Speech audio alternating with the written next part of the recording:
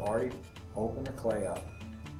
I've got 3/4 of an inch base, and I'm ready to pull. This is 10 pounds of clay approximately, and I've got at least 1.5 inch thick cylinder ready to come up. There's one thing that I mentioned earlier, that you have to have enough water on the clay. Anytime the clay starts to drag, you have to stop pressing, release gently, and then add water to it. Now, that's one thing that's going to be very important when you pull. If it starts to drag, I have to relax and let go and get a little bit of water. Now, clay dries out quickly and also soaks water quickly. So what I'm going to do to add the water on, I'm going to put my thumb outside, finger inside. And I'm going to drip water down my thumb, then drip water down my finger. And that's a lot more professional looking than trying to squeeze like this. I'm trying to get it on. Most beginning students do the rainforest technique. Then you have to bail the water out of the inside.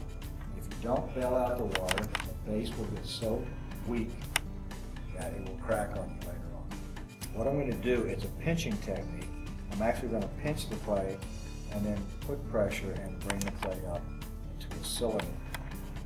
It's so thick right here, my first pull is different from the rest. First pull, I'm going to actually take a little bit of clay away from the base. I want to get down to the wheel head, and a lot of students have about 1/2 inch of clay right here, and I recommend removing. Sometimes I use this kind of a wooden knife, and I actually take a little bit of clay and make an indentation. You want to start at the bottom, and if you have 1/2 inch of clay right here, you don't know where the bottom is. So you want to remove this clay right here when you're starting to pull, so it's nice and clean and create an edge like that. In the past, I used my fingernail to push in here, and it kind of wears your fingernail away. So I'm beginning to learn to use this knife as a tool. And your right angle rib would work. This right angle rib would actually work as a tool to make that indentation. To start the pull, I'm going to re-wet the clay. I'm going to pinch with my left hand, and I'm also going to press with my right hand. I'm going to press, I'm going to curve my finger like this, and I'm going to have my knuckles brace up against each other. Pressure with my index finger, supporting pressure with my knuckles. Right? I'm not doing this. This finger's not out here by itself wiggling around. It's supporting the buddy right here. Right? So you want to make sure that you have that supporting pressure like this. I'm going to hook that bottom. You can see where these fingers are actually playing a part by supporting it. Then I'm going to curve it to fit the curve of the pot, supporting pressure here.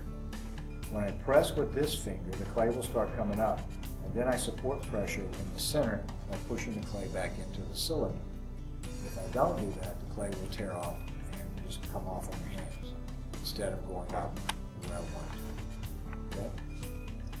Now, I'll attempt to do what I just said. You can't see my thumb, but I am going to put some pressure. Clay's tearing off, and I'm going to set it.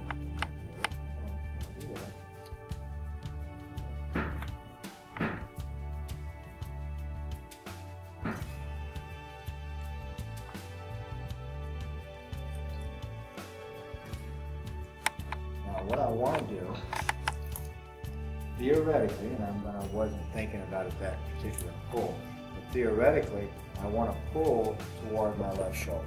I would like to have a diagonal coming up toward my left shoulder so that the cylinder would be slightly slanted in when I pull. I'm on the right side of the pot, and I'm at about 3 or 4 o'clock. This is where I'm putting the pressure. I want to pull again. Now, it didn't go in. This is quite a pretty good sized piece of clay, so I'm going to actually neck it in. I'm going to put a little water on the outside. I'm going to support the clay and actually pull it in. And this is perfectly okay to do this. Pull it in, control it. Since I didn't control it with my pull, I'm going to show you. So now it's sliding in. instead of up or out. You can control it as long as you keep it into a cylinder. Add more water, doing a more professional way to work the plate on. Mop out the bottom floor. Always keep that mopped out. Fresh water here.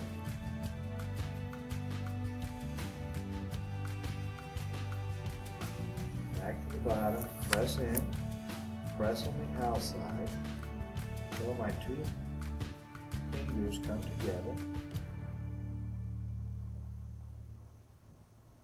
They should be absolutely opposite, with the exception the inside should be ever so slightly higher than the outside.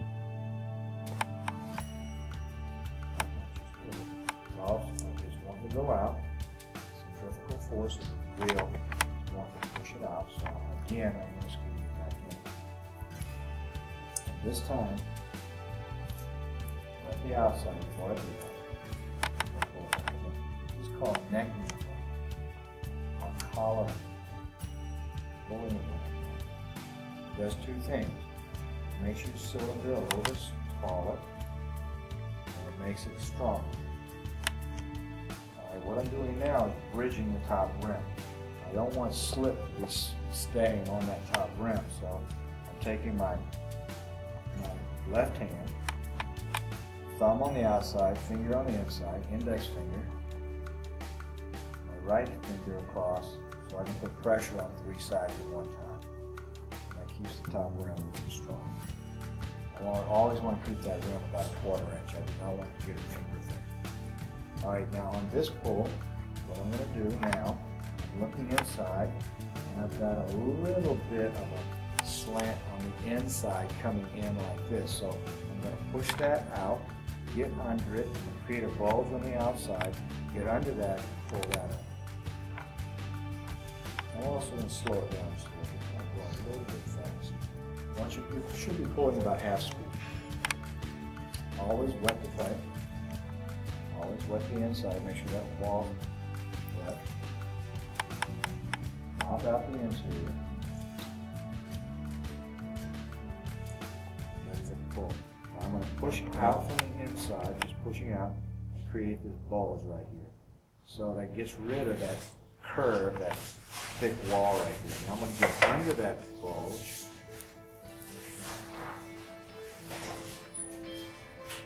And come up.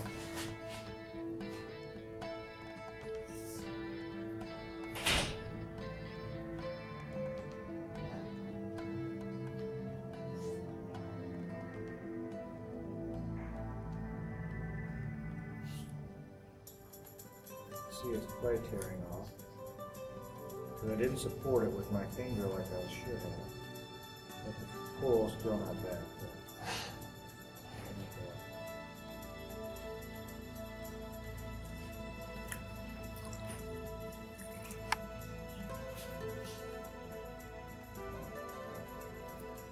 Alright, now one thing to take a look at are the throwing rings. The throwing rings are about 1/8 of an inch apart. I'm not sure if you can see those. And that's what you want. You don't want them real wide. If they're too wide, that means you're coming up too fast. You want them about 1/8 of an inch or 1/16 of an inch apart, so that the pot can make a complete revolution and you're touching it in each area. In the very beginning, I want to support with my entire finger. That's why the clay tore off the last pull. I wasn't supporting with my entire finger. After you come up about 2 inches, then it's just ever so slight pressure at the end of my fingers that puts pressure on the clay and it comes up together. So that it should be more like this. With the inside hand, it's slightly higher than the outside. They lock together. I can feel them. They come up. I touch whenever I can, and they come on up together simultaneously.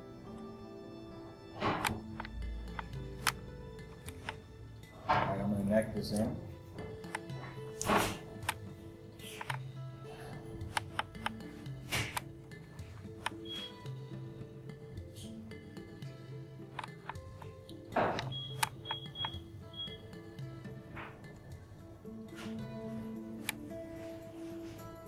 Always moving slowly, Relax, let go, come off slowly, and always bridge the top.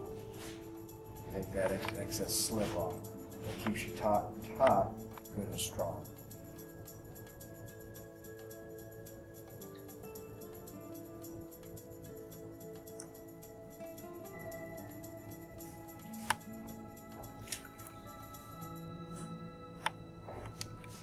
Lock out the insert. Slow it down just a little bit.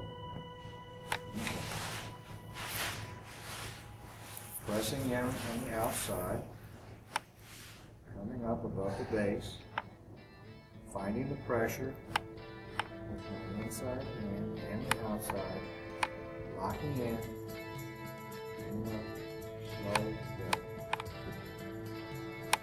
slow motion. The problem a lot of students have when they're working in the pottery world, that some students are severely right-handed or left-handed. They're not ambidextrous, and there's just as much things to do with one hand as the other. You really can't just work with one hand. You have to work with both hands. And the more I've worked with pottery, the more ambidextrous I've become. And so I think it really helps. As you see the throwing ribs on this, this is a pretty good example. It's about 1/8 of an inch. It's 1/8 of an inch most of the way. That was a decent pull right there. So and I think that's it for pulling.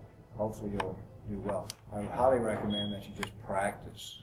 The more you practice, the better you're going to get. This is the most frustrating step. The last thing I want to do is to make it good and strong. I'm going to go back in with the rib and rib the entire side. That would be setting up for the next step. So I'm going to support on the inside with my hand, rib the clay to get all the slip and everything on the outside.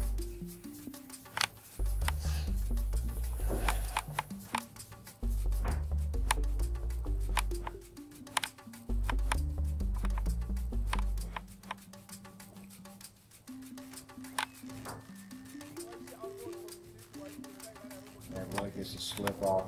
Makes the pot much stronger. If you don't do that, then what happens is the slip continues to soak in and the pot gets weaker and weaker. Always bridge that top and let the glass get a little slip off the top. And you have a good strong silver.